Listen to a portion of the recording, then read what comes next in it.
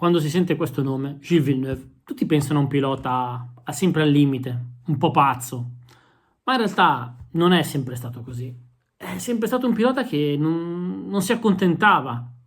Quando il mezzo non lo supportava, cercava di metterci lui quel qualcosa in più, guidato da quell'ardore, da quel fuoco che lo permetteva di andare fortissimo e che ci ha regalato dei momenti indimenticabili della storia della Formula 1. Ma non è solo stato questo Gilles Villeneuve.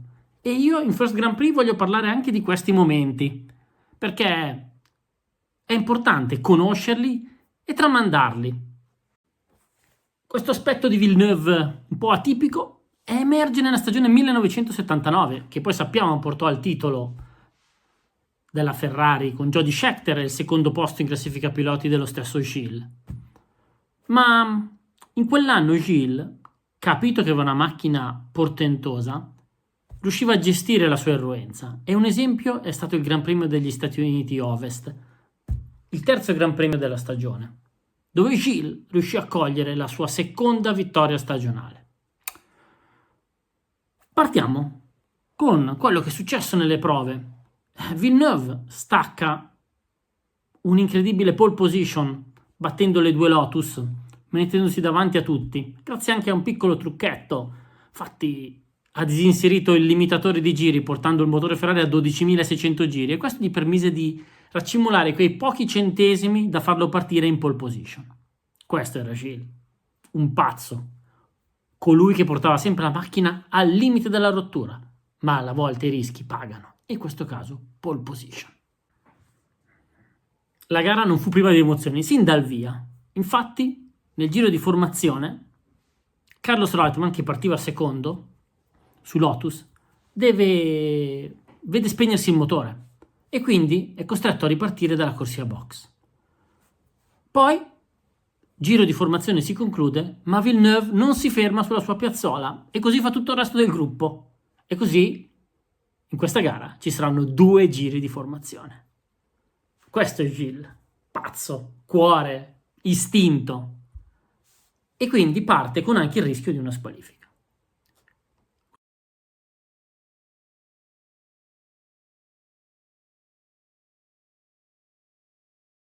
A questo punto parte col secondo con il suo compagno di squadra, Jody Scheckter, si mette al comando, difende la prima posizione alla prima curva, come potete vedere dall'immagine alle mie spalle, e intanto va avanti a ritmo e continua a spingere.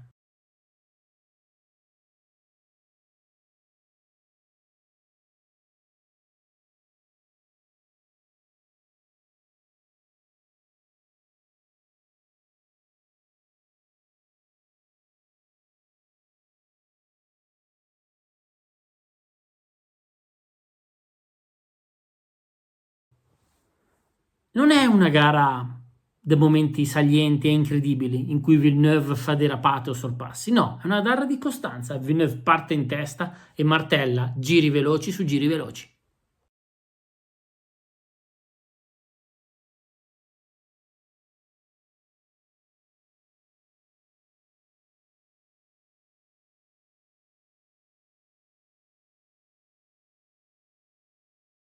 Il primo posto di Gilles non è quasi mai in discussione, ma per il secondo posto c'è battaglia tra Jarier, Scheckter, Jones e il campione del mondo Mario Andretti. Ma è un discorso che non riguarda Gilles. Gilles è davanti con la sua Ferrari che vola incontrastato verso la vittoria.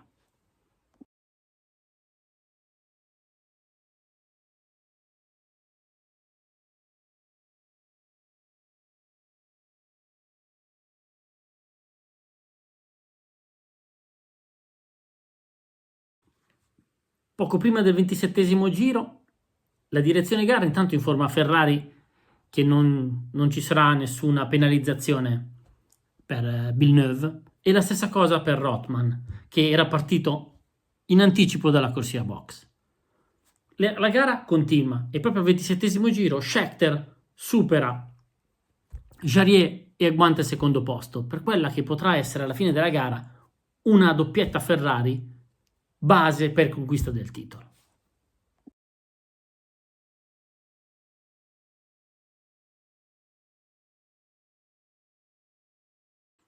Jarier è in crisi di gomme e così viene superato Alan Jones, che conquisterà il terzo gradino del podio.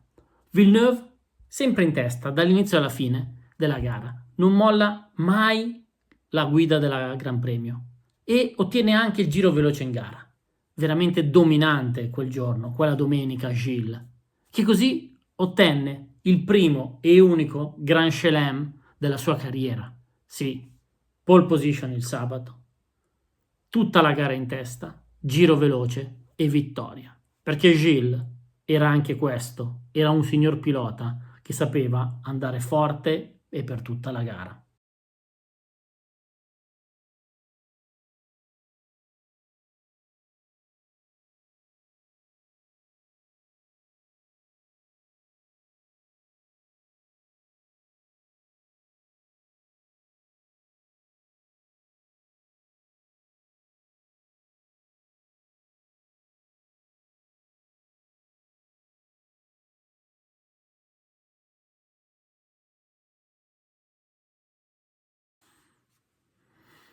Dopo la gara di Long Beach, terza del campionato, Villeneuve per la prima volta in carriera si trova in testa al campionato con 20 punti, grazie anche alle 2 vittorie conquistate.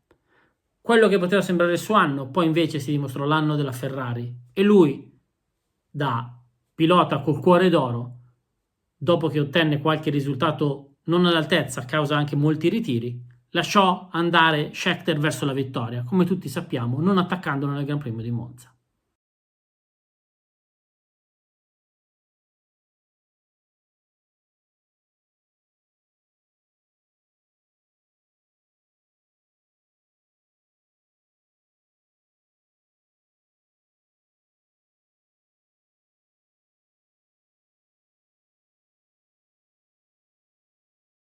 Perché alla fine, questo era Gilles, un pilota veloce, al limite dell'aggressività, al limite un po' della pazzia.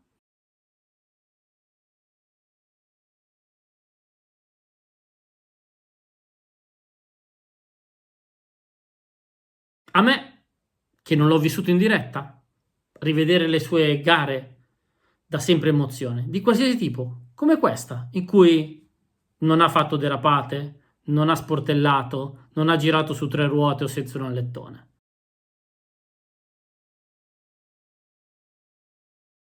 Semplicemente è stato Gilles.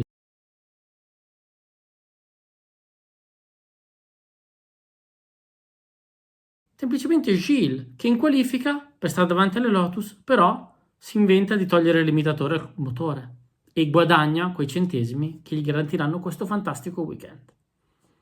Ecco, Gilles è stato un pilota dal cuore d'oro con cui il compagno di squadra poteva collaborare, come è stato Scheckter, a cui Villeneuve ha dato fiducia, fedeltà, lealtà nello scortarlo poi verso il titolo mondiale.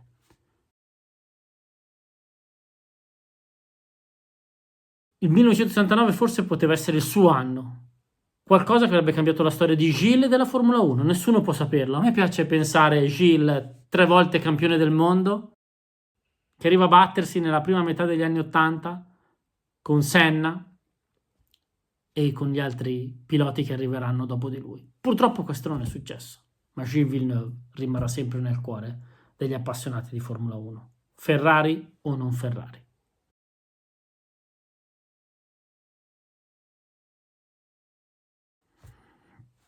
Amici di Force Grand Prix, spero che questo racconto, magari un po' inedito su Villeneuve, vi sia piaciuto e vi lascio con la promessa di tornare presto con questi video. Ciao, alla prossima!